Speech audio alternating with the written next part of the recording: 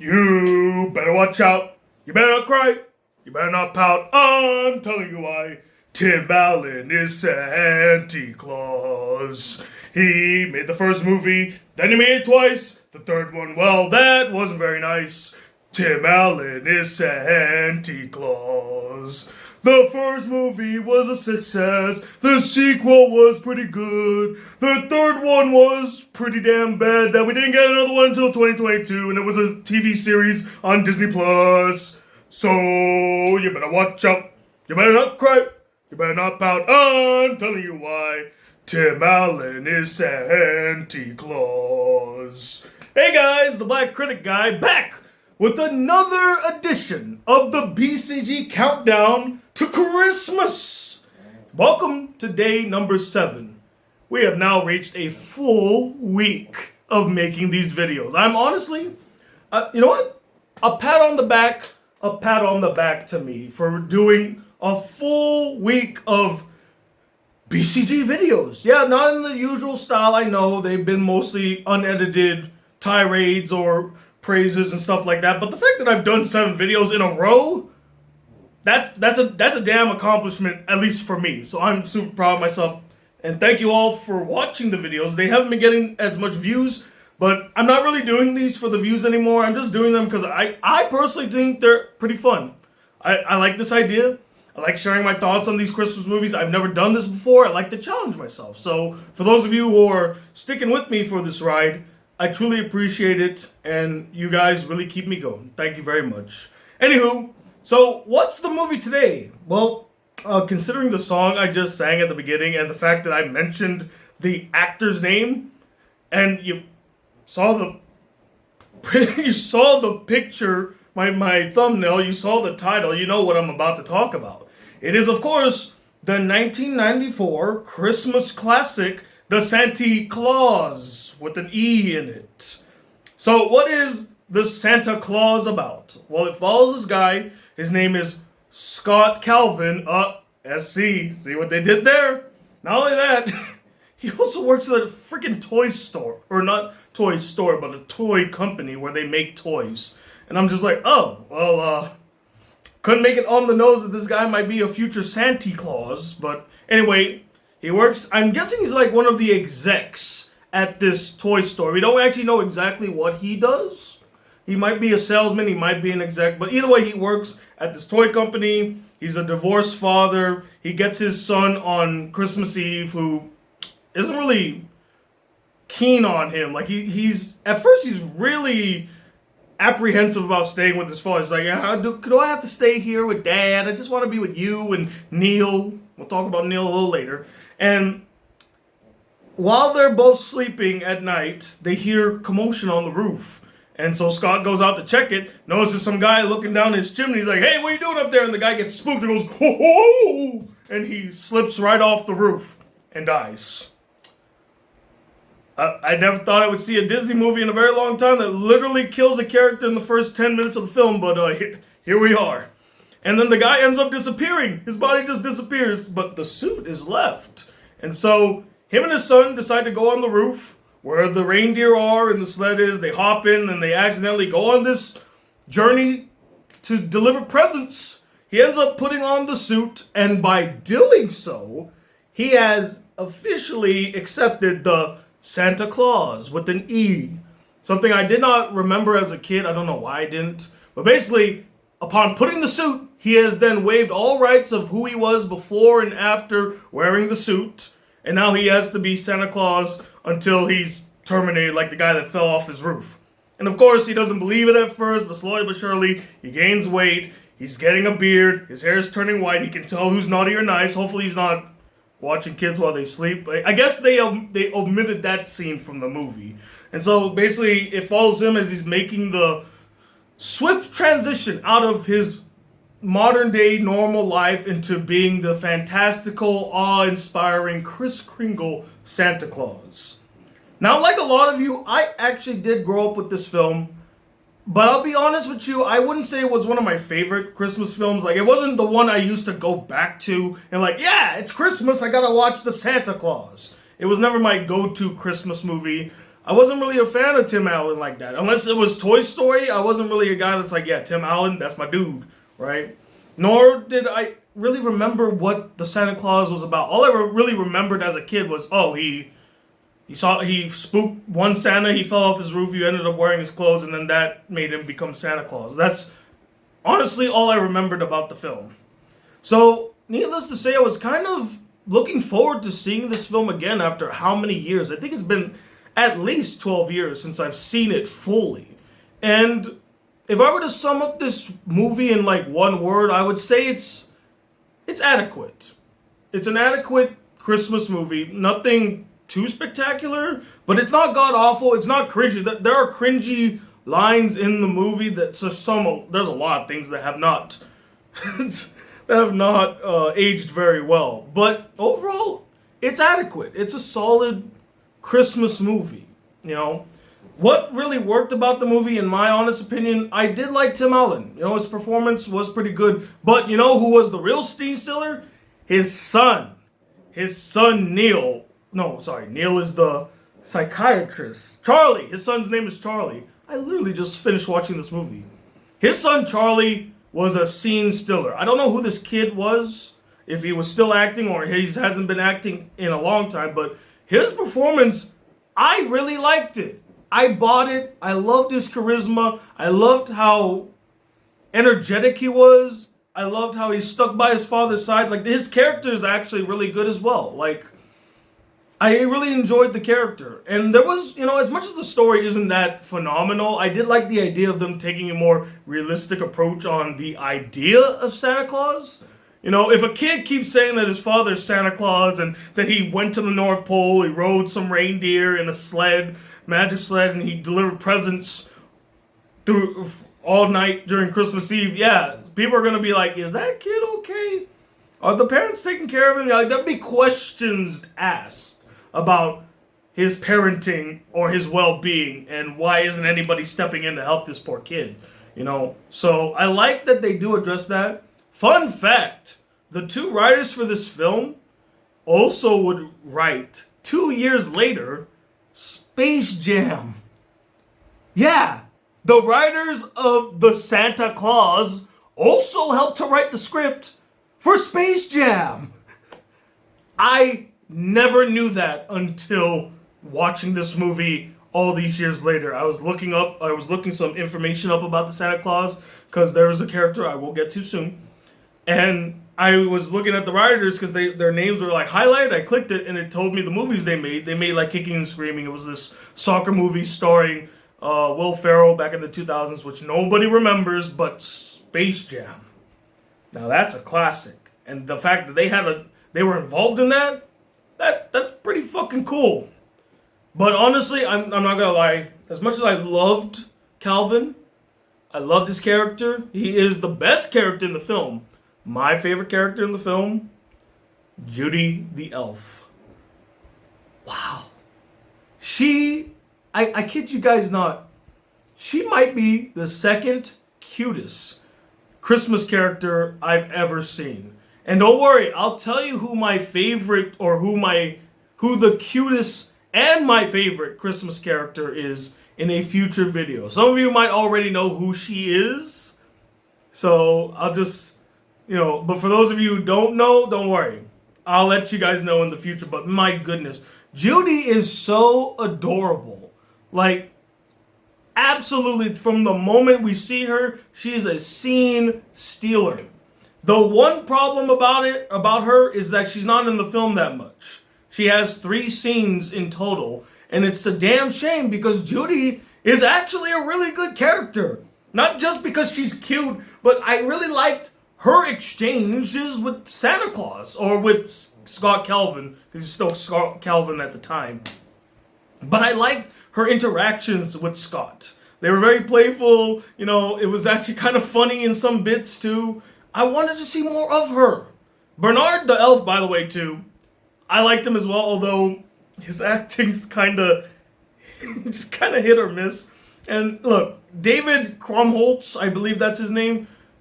He's a good actor now. He's really grown into it. It's surprising to see him at this young of an age and as skinny as he is, because I've seen him grow. You know, I saw him in This Is the End. You know, he was the freaking racist falafel in Sausage Party. And most recently, you all know David Krumholtz, because he was in Oppenheimer. He played his friend, the big guy with the glasses. I don't remember the scientist's name, but he's the one that's, he's like the Jewish guy from like Brooklyn, I think he's from. But yeah, just seeing him as a kid actor in this movie, like it was, and I just realized I'm watching this movie that came out 30 years ago. He made this movie 30 years ago. How crazy is that? What else did I like about the movie?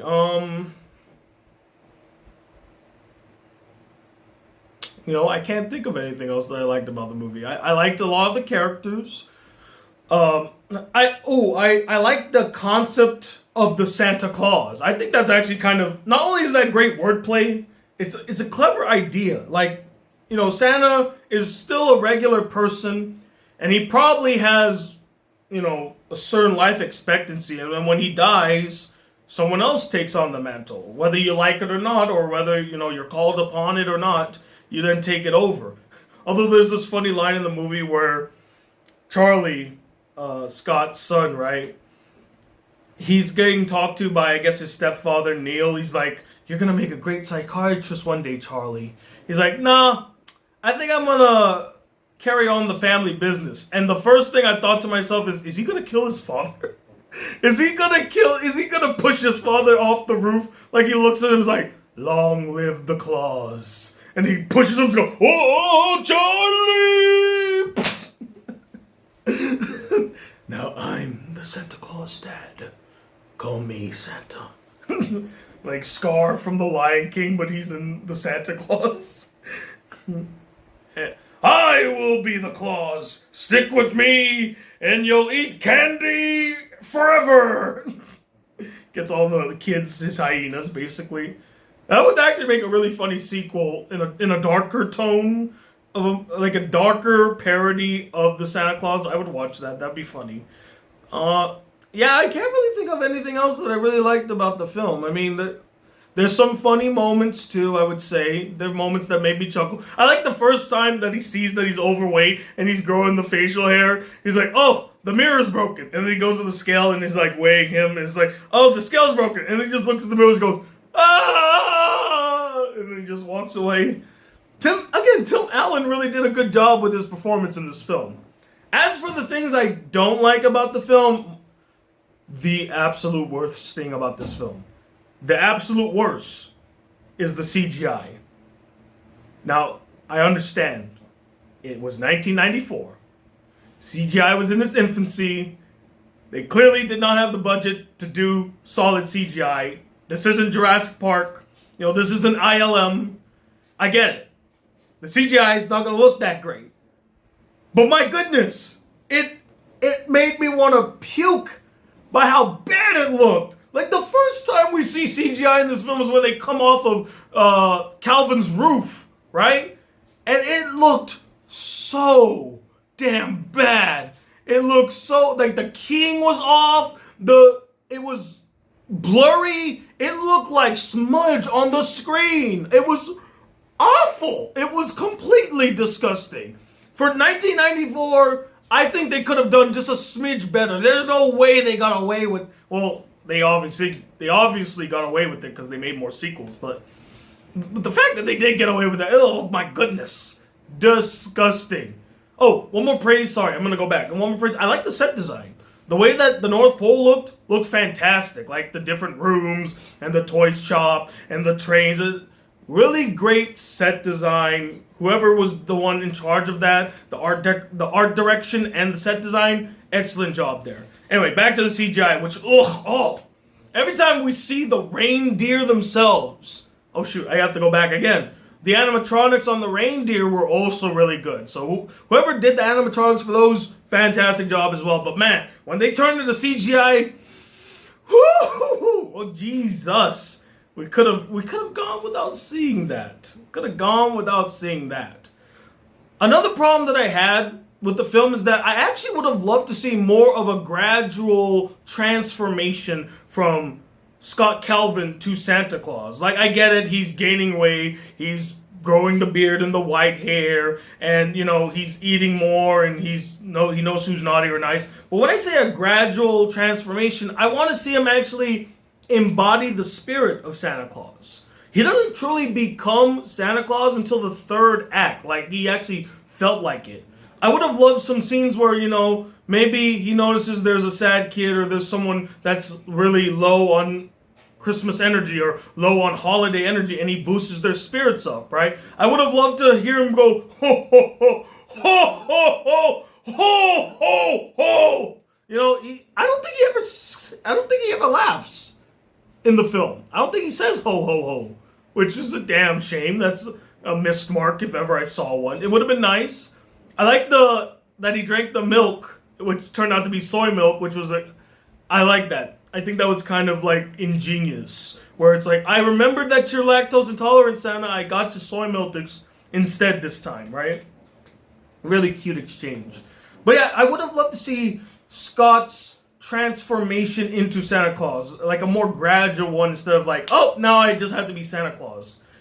Actually see him embody the spirit of it, do more Santa Claus-y things, maybe even giving gifts to the homeless out there, or like to people in need, or like, spreading Christmas joy, spreading the Christmas spirit. Yeah, just because a bunch of kids line up and sit on your lap, that doesn't actually make you Santa Claus. It just makes you a mall Santa. Let's be real.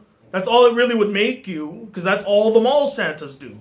If you really wanted to embody that he was Santa Claus, maybe helping out a kid in need, maybe a kid that was being bullied, stuff like that would have been more impressive. Maybe he could have gave them more of ideas what to do in the toy company that he worked in, which he did kind of suggest, like, whoa, Santa Claus doesn't ride a tank, right? He's trying to say, let's stick to the actual tradition of what Santa Claus is. But I thought it would have been interesting if he gave them advice on, like, oh, these are the toys that kids really want to get.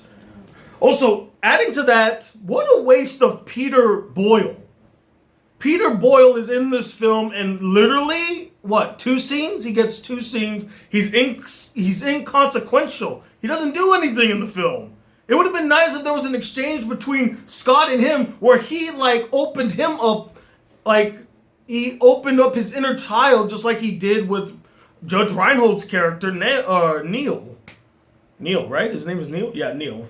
Sorry, I'm having a side conversation with myself. But I love that scene where his ex-wife and Neil finally come to the conclusion that this is not Scott anymore, this is Santa Claus. They're having trouble accepting it until they finally get the gifts that they wanted to get when they were kids that made them not believe in Santa anymore, which is a great callback. I like that they paid it forward. It's the Chekhov's knife or Chekhov's gun scenario inside the Santa Claus. They mentioned something, and it was paid off at the end by us actually seeing that thing that they were talking about. Excellent job.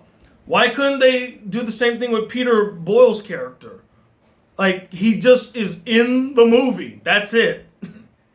He doesn't do anything funny. His character doesn't stand out. Peter Boyle is a funny dude. Have you seen this guy? He in Everyone Loves Raymond, when he was Frankenstein in I forgot what that movie was called.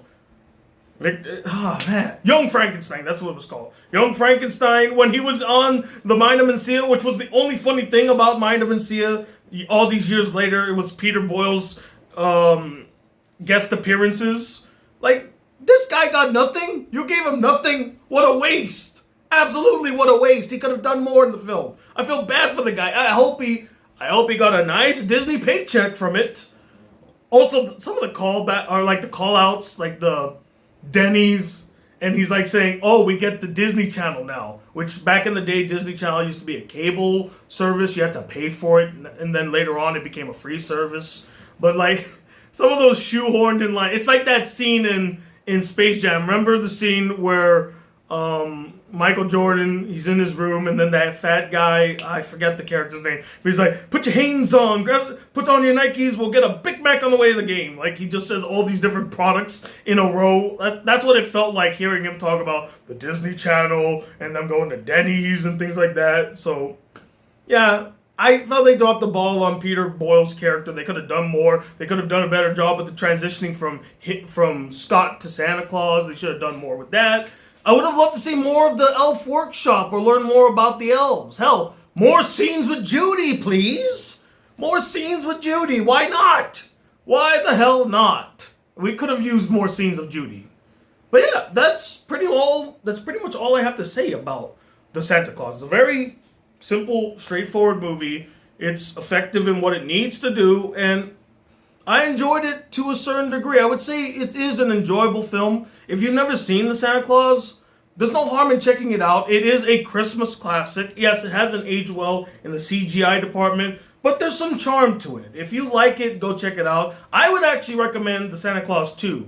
In my opinion, it is the best of the Santa Claus films. It's the strongest. I like the premise, like the idea of him needing a Mrs. Claus. A great idea, really funny, and he felt more like Santa Claus in that film. I remember liking that film more as a kid than I did the Santa Claus, actually. So I guess in a weird way, I should be recommending the first film, but I'm actually going to recommend the Santa Claus 2, which I thoroughly enjoyed. But anyway, I would like to know what you guys thought about this film. Did you grow up with the film? Are you nostalgic for it? Was it one of your favorites to watch during the holidays? Or did you find it really boring and dull and then really... Tim Allen as Santa Claus, I'm not really buying it. It's not really for me. And let me know who is your favorite Santa Claus in any Christmas movie? Like, who's your favorite rendition of Santa Claus? In my opinion, there's two guys that I felt like played Santa Claus very well. I'm not going to tell you who they are because I'm actually going to watch their movies and tell you what I think about their portrayal of Santa Claus. But I will say this, they were both on Netflix. That's all I'm going to say. They were both on Netflix. That's all I'm going to say. Comment below and let me know. Stay tuned. We'll have more videos on their way. I'm super excited to get to some of these. There's some I haven't seen before. There's some Christmas classics. Like, I'm going to save my personal favorites for when we get really close to Christmas. Those are going to be, like, I would almost say those would be my top 5 favorite holiday movies of all time. So stay tuned for that. Get excited for that. But until then, guys, if you'd like to see more videos on this channel, be a part of the Black Critic Crew, please hit that subscribe button below. Like this video if you really enjoyed it. And I'm telling you what in a second, the aspiring Santa Claus, ho, ho, ho, ho, ho, ho, as the Black Critic Guy. Till then, peace, YouTube.